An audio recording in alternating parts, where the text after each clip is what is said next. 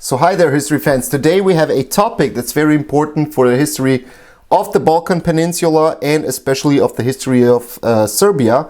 And it's the Battle of Kosovo in 1389, where the Serbian, let's call it coalition forces, went against the Ottomans, and a little spoiler, they lost in that battle on the Kosovo fields.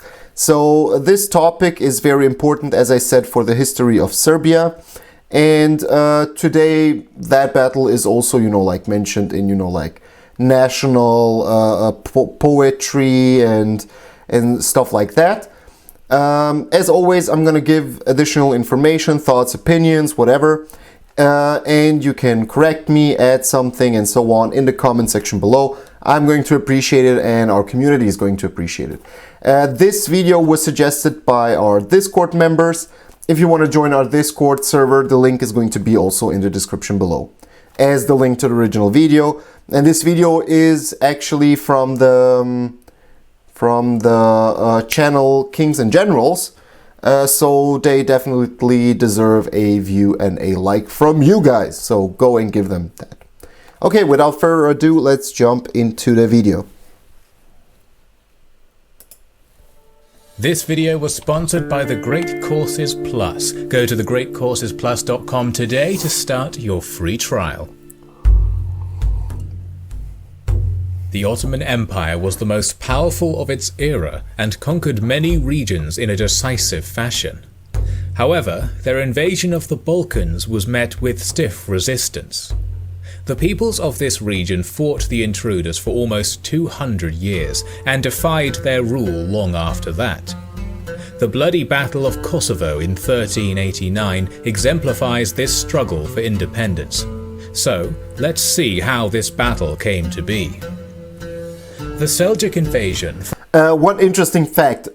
Name me a nation on the Balkan Peninsula that couldn't get under the Ottoman rule, where the Ottomans couldn't get, a firm grip and establish their dominance. Fun fact, it's Montenegro. It has a lot of factors why, but the local, tribes and family tribes, whatever, they fought the Ottomans pretty hard throughout history. So that's here, this small region approximately here. It's a pretty interesting history. The history how the Montenegrin tribes, families succeeded in fighting off the Ottomans. Followed by the Crusades, completely changed the balance of power in the Middle East. The biggest victim of these events was the Byzantine Empire. It had started to lose lands to the Seljuks in the 11th century. Yep. Then the Crusades, despite helping the empire in the very beginning, led to the sack of its capital, Constantinople, by the Latins. Anatolia was fractured beyond anything seen before. The ethnic and religious makeup of Asia Minor changed as more Turkic tribes moved in. As if it wasn't enough, the Mongol invasion of the Middle East started in the 13th century. Yeah. In 1241 they made their first foray into Anatolia, and in 1243 decisively defeated armies of the Seljuk Sultanate of Rum near modern-day Sivas. The Sultanate became a vassal of the Mongols, and a Byzantine successor state, the Empire of Nicaea, used that respite effectively. By 1261, the Greeks took back Constantinople and restored the Byzantine Empire in the northwestern part of Anatolia and Central Balkans. Unfortunately for them, the Mongols pushed more Turkic tribes out of Central Asia and the Iranian plateau towards Anatolia. By 1299, the leader of one of these tribes, Osman, was granted a small piece of land along the Byzantine border for his military service to the Seljuks. In 1302, he defeated a Byzantine army near Nicaea. Then, Osman used the dissolution of the Sultanate in 1308 to gain independence. Unlike other Beylik leaders, he didn't care for the usual tribal infight. I'm not going to focus on this part, but yeah, Osman, that's where the Ottoman Empire or the Osman Empire got its name. because of him. Osman and his descendants practiced a version of Islam that was stricter than that of the Seljuks and saw glory only in fighting against non-Muslims. His son Orhan took the Byzantine city of Prusa, the modern-day Bursa, and moved his capital there. Nicaea and Nicomedia fell to his troops in 1331 and 1337, and a few successful raids into Byzantine lands in Europe were conducted. Osmans, or Ottomans as they were called by the Christians, took their first city in Europe in 1354, using the fact that the walls of Gallipoli were destroyed by an earthquake. In the next decade, Adrianople, Plovdiv and Komotini were all conquered, and the new leader Murad I moved the Ottoman capital to Adrianople, modern-day Edirne. That's here. It seemed that nothing could stop the Ottomans, but to the west of their new holdings, the mighty Serbian Empire was ready to defend itself. In 1371, King Vukasin attempted to use the fact that most of the Ottoman forces were in Asia to take Adrianople and drive them out of Europe. With around 35,000 troops under his command, he moved to the valley of the Maritsa River. As no significant enemy force was in the area, the Serbian king did not send any scouts ahead. Maybe you have a question now, why is he called the Serbian king, although Serbia is here as an empire? Well, you see, okay, just one thing. In that time, like when you went on campaigns and conquests and so on, the most important part for you was to take big cities, big centers. Why? Because you can secure supply lines that way. So one of the bigger cities that were important for the Balkan Peninsula were Adrianople, of course Constantinople, but Adrianople, Sofia, Niš, it's somewhere here, and then Belgrade. Belgrade was actually called, Belgrade will fall later on. Not in this conflict, but later on through history. And Belgrade was actually also called the key of the Balkans. So if you took that city, you could control like a whole big region surrounding Belgrade. And you can secure supply lines from different parts for your armies to go, like, you know, like to the east and to the west and to the north. Yeah, why was Serbia an empire? Serbia was an empire, and they had a dynasty called Nemanjić, and with Stefan Uroš, who was like the last Serbian emperor, Tsar Uroš, Stefan Uroš, he died in 1371, the same year as the battle on the Maritsa River came, and his co-ruler was actually King Vukašin. And after the dynasty failed and after the Serbs were defeated at Murica, the Serbian Empire just, you know, like collapsed, and you know, like dominant struggles within the noble family started and so on. And the bigger players that went out of it were two dynasties, Lazarević and Branković. And then they would form a kind of a coalition, so they would intermarry with each other. But first it was Nemanjić, and then Branković and Lazarević. But yeah, that's why he is called king, because he was the co-ruler to the Emperor of Serbia. Ahead, and his camp was virtually unguarded. But a small Ottoman army of 1,000 or so riders attacked the camp during the night. Thousands of Serbs were killed in their sleep, and even more drowned in the Maritsa during the chaos. The king, his brothers, and many aristocrats died in this battle, which destroyed the Serbian Empire. Almost all Serbian and Bulgarian aristocrats became the vassals of Murad, among them the Prince of Moravian Serbia, Lazar. Despite that, when most of the Ottoman army moved... So Lazar, he was from the dynasty Lazarević. And as I said, like the Serbian kingdom just split apart, and then there was infighting between them, but the Lazarevich dynasty and Brankovic, they were somewhere here, around here. They were forming a kind of a coalition to fight off the Ottomans and their invasion that went north to the northwest of the Balkan Peninsula. To central Anatolia, Lazar rebelled alongside many other local feudal lords. His troops defeated a small army at the Battle of Plotnik in 1386 and pushed the Ottomans out of southern Serbia.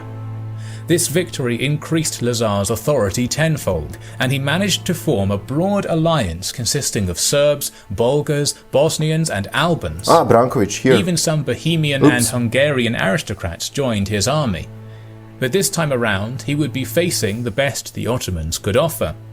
Sultan Murad, alongside his sons Bayezid and Yakub, moved towards Pristina in the June of 1389. Lazar and his troops would be waiting for them on the Kosovo, the fields of the blackbirds in Serbian. Just a quick note, when we look at this map, as I said, Adrianople, Sofia, Niš, somewhere around here, and Belgrade, very important cities. Belgrade. Niš, Sofia actually had fell under the Ottoman rule in 1382, and the city of Niš, somewhere around here, as I said, fell in 1386. So two big cities fell, and of course the Serbian dynasty, Lazarevich and Brankovic, they were afraid that the Ottomans are going to push even further onto the west or northwest. So they formed an alliance to fight off the Ottomans. And as he said, the Serbian king didn't only get the Serbs together, but he had also Bulgarians who helped him. He had Albanians helping him.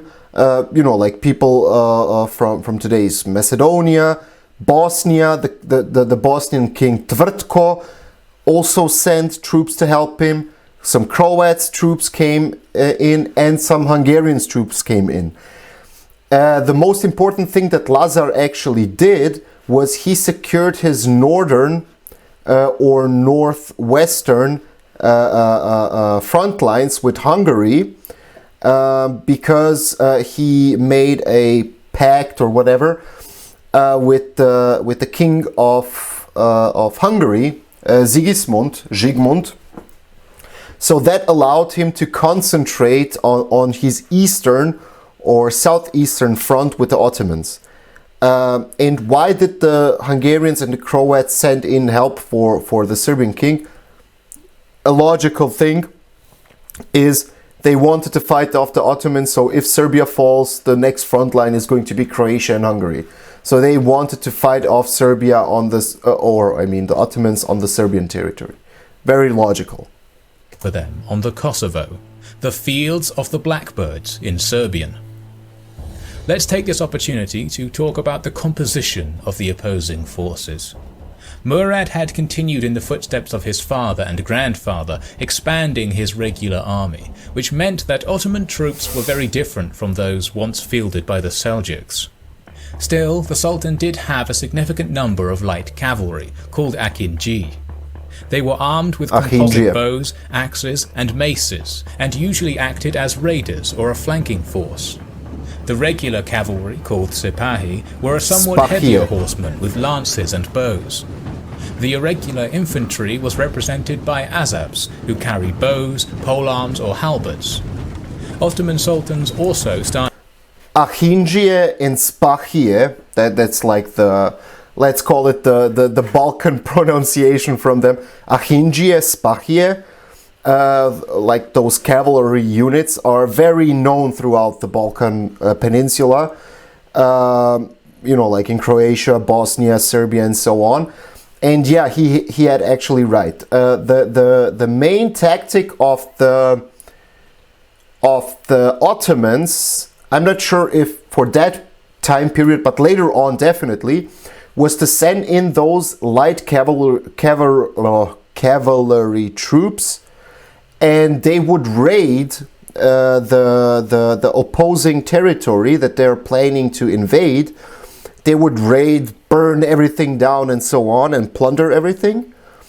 And then when their army goes in, the defenses are already weakened. The population already, went somewhere else, further to the west or the north. So they are very known. The Spahia and the Ahingia are very known throughout the Balkan Peninsula. When we talk about Ottoman history, practice of using personal slaves from Christian peoples to form their elite Janissary troops. They also were armed with various weapons. Janissaries served as the Sultan's guard and had both cavalry and infantry units. The Ottomans also had early cannons in their service. Altogether, Murad had 50,000 troops in this battle. On the other hand, the Serbs... Just a quick note on the of the Janissaries, Janishar. They were composed of, as he said, I wouldn't say slave, but yeah, kind of slave. So when the Ottomans took Christian lands, they would have a so-called devshirma. That's a blood tax that the Christian families needed kind of to pay to the Ottomans, where they would send or give up one of their sons or two, and then those sons would go and serve as the Janissary units. So the units would be, trained, indoctrinated and converted to Islam and everything. And they would be trained as from a young age. I think that they took them when they were 6 or something like that from their families. And they would go through a strict disciplinary training, and they were the elite units of the Ottoman Empire. And some of them even rose, to high ranks, as we already talked in a video already. I already covered some of them. Maybe one of the most known on the Balkan Peninsula is Sokolovic. But yeah, those were very important Ottoman units, the Janissaries. 1,000 troops in this battle. On the other hand, the Serbs had a truly European army. Most of their cavalry was heavy, with only a handful of light hussars in support. Serb infantry used both bows and melee weapons according to the situation. Lazar had brought 30,000 warriors with him. Mountains surround the field of Kosovo to the west and east. Lazar knew that he would not be able to contain the Ottomans in the open plains to the north, and hoped that the terrain would prevent his enemies from using their superior numbers. The prince commanded the centre with 15,000 troops, with cavalry in the first line and infantry in the second. The left was led by Vlatko Vukovic, while the right was under the command of a local aristocrat, Vuk Brankovic. Look throughout the battle what this guy is going to do, Vuk Brankovic. So as I said, the dynasty of Lazarevic and Brankovic, they kind of had an alliance, a family alliance. And I think that Lazar actually also married one of his daughters to Vuk Brankovic. I'm not sure, correct me if I'm wrong in the comment section. But look throughout the battle what he's going to do. So the both had around 7,000 warriors. On the opposite side, the Sultan stayed in the centre with 20,000 of his regular troops, while Yakub commanded 15,000 Anatolian warriors on the left, and Bayazid was on the right with the same numbers again. The Ottoman front line consisted of archers, who had dug a small protective trench and reinforced it with stakes. Most of the artillery was in the centre for both armies. The battle began on the morning of June 15th with a volley from the Serb cannons, which failed to reach Ottoman lines due to the distance. Ottoman cannons also weren't effective, and their archers were ordered forward. Lazar responded by ordering his cavalry forward, but this attack was stopped by the Ottoman centre and right flank. The Serb cavalry suffered many casualties, but on the right the attack was successful. The Serbs pushed the enemy all the way back to their camp. However, Bayezid on the Ottoman right was also pushing back the Serbian left after some initial difficulty. Still, Lazar had the initiative, and Murad was close to panic. This moment of the battle is still hotly debated in the Balkans. leader of the right flank of the Christian army, Vuk Brankovic, left the field with most of the troops under his command. Some say that he was a traitor and had an arrangement with the Ottomans to abandon the battle. Others claim that he saved the troops that allowed him to resist the Ottoman onslaught for 2 more decades. It's a very controversial thing that he said, but as far as I read, as far as I researched about this thing that happened on the battle, that it's very disputed why he left. It's still unknown. Like different historians say different things, but it's still disputed why, how, and why? Because they're kind of pushing the right front as we can see, but nobody knows why exactly. Naturally, that freed up the Ottoman left, which pushed forward and attacked the Serb center from the flank. The Serbian left slowly retreated under overwhelming enemy pressure, and soon their whole army was surrounded. We don't have all the details, but 2 events happened simultaneously at this point in the battle. First, Murad sent the majority of his troops forward to finish off the enemy, leaving himself nearly undefended. Then, a group of Serb knights used that weakness to break the line of his bodyguards and assassinate the Sultan. Christian source. Yeah, Miloš Obilić, he is very known throughout, like Serbian tradition and folklore and songs and stuff like that. So Miloš Obilić is kind of a Serbian, let's call it, hero in a historical, traditional term. Assert that 11 knights sacrificed themselves to allow their comrade Miloš Obilić to strike the enemy leader, who was killed on the spot. On another side of the battlefield, Lazar died fighting. Both Lazar and Milos are venerated as saints by the Serbian church. Yep. After the death of the prince, the fight was over and turned into a bloodbath.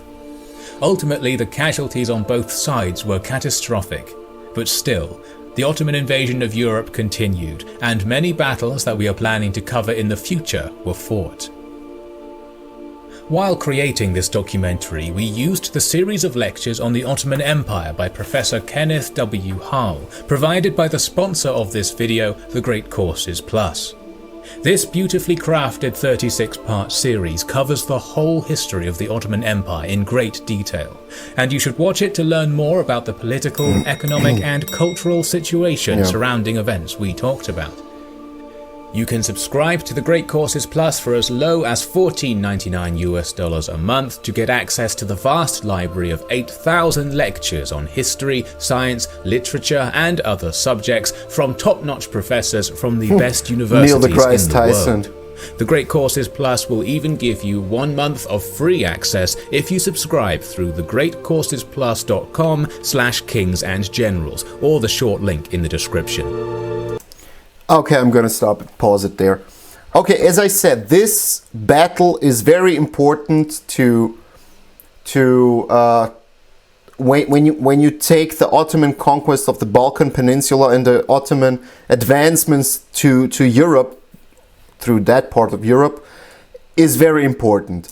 Why? Because on the Balkan Peninsula, it depends what you think of what Balkan is, what the Balkan Peninsula is, and so on.